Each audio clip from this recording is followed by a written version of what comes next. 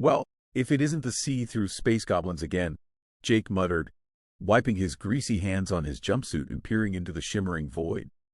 The small space garage had been a quiet haven until the rumors started about the invisible aliens.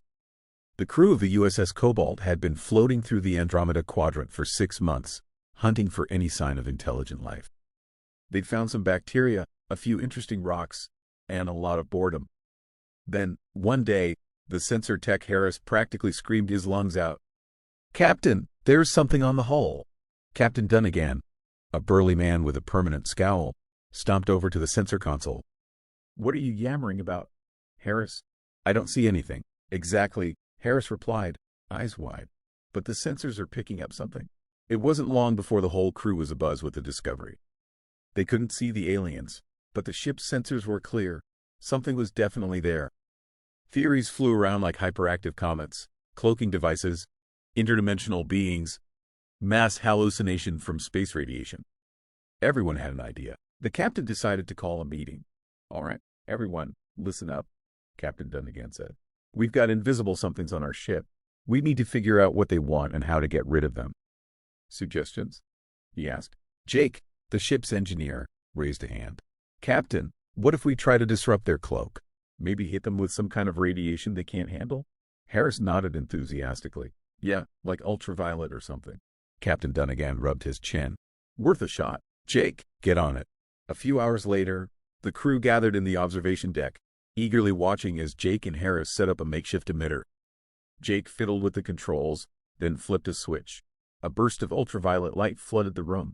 For a moment, nothing happened. Then, slowly, shapes began to materialize. The room filled with gasps as the crew saw what looked like tall, slender beings, their skin shimmering with an iridescent hue. The aliens stood still, clearly surprised by their sudden visibility. "Well, I'll be damned," Dunnigan muttered. "All right, everyone, stay calm. Let's try to communicate," he ordered.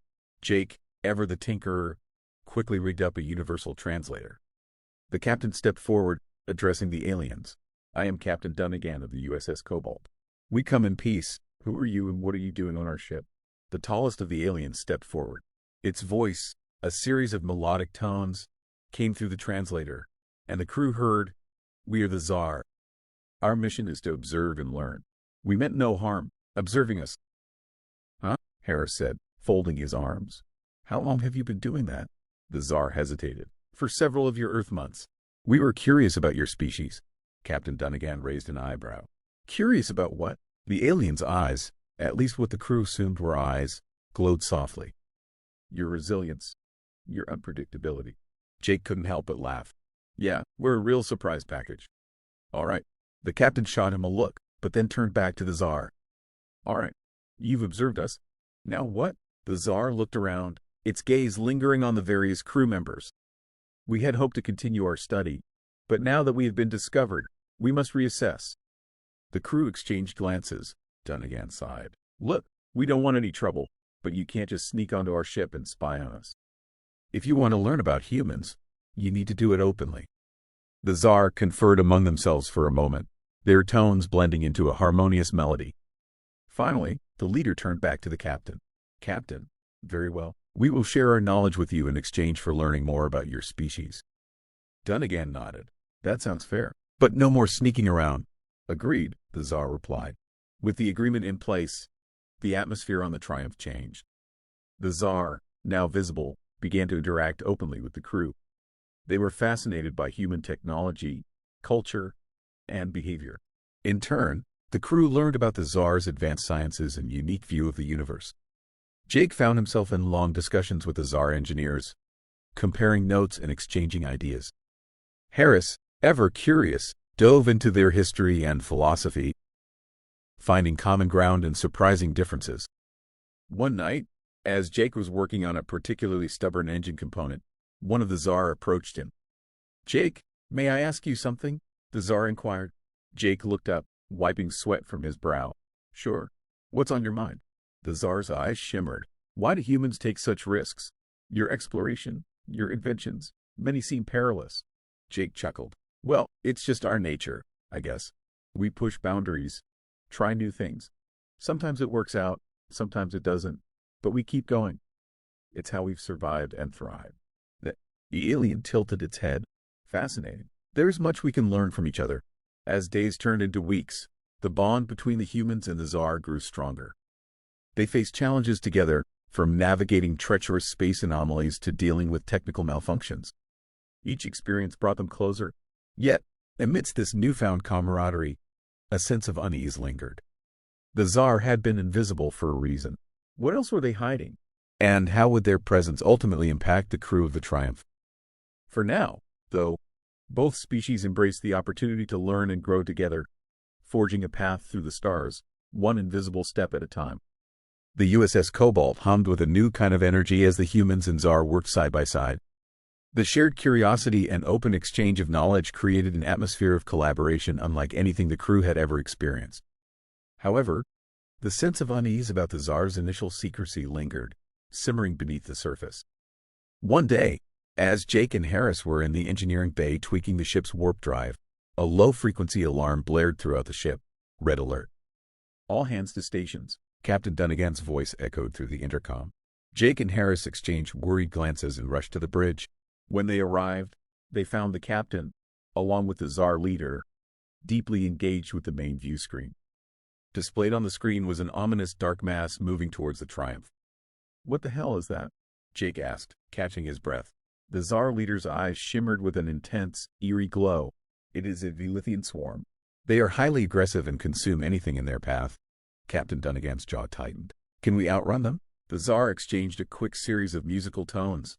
"Negative. They are faster and will overtake us soon. We must prepare to defend ourselves."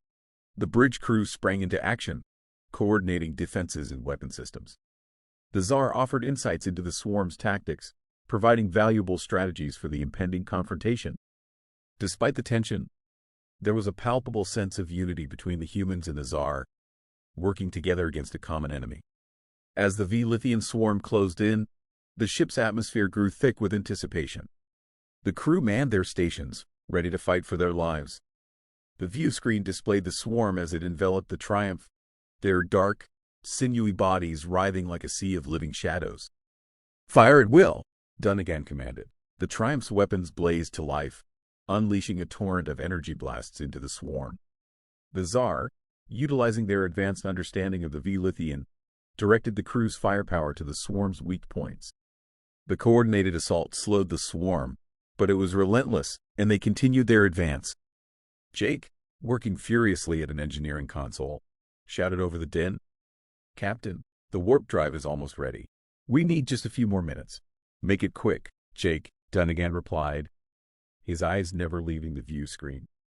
Harris, stationed at the sensors, suddenly called out, "Captain, there's a break in their formation. If we time it right, we can punch through and engage the warp drive." The Tsar leader nodded. "It is our best chance for survival. We must act swiftly." Captain Dunnigan's face was a mask of grim determination. "Helm, prepare for evasive maneuvers. Jake, give us all the power you can muster." Jake's fingers flew over the controls, rerouting every available ounce of energy to the warp drive. "Done, Captain. We're good to go. Now, Helm, punch it!" Dunnigan barked. The Triumph lurched violently as the engines roared to life, propelling the ship forward. The crew braced themselves as they blasted through the gap in the swarm, narrowly avoiding the Velithian tendrils reaching out to ensnare them. The view screen flickered as the stars stretched into lines, and with a shudder, the Triumph jumped to warp speed, leaving the swarm behind. The crew erupted into cheers, relief washing over them. Captain Dunnigan allowed himself a small smile, then turned to the Tsar leader. "Thank you for your help. We couldn't have done it without you." The Tsar bowed slightly. "We are grateful for your cooperation. It appears we have much to learn from each other." As the crew settled back into their routine, the bond between the humans and the Tsar deepened. They continued to share knowledge and experiences, growing more comfortable with each other's presence. The initial mistrust began to fade, replaced by a sense of camaraderie and mutual respect. But the question remained, what other dangers lurked in the depths of space? And would this fragile alliance be enough to face them? For now, the crew of the Triumph and their new allies focused on the journey ahead, united by their shared curiosity and determination to explore the unknown.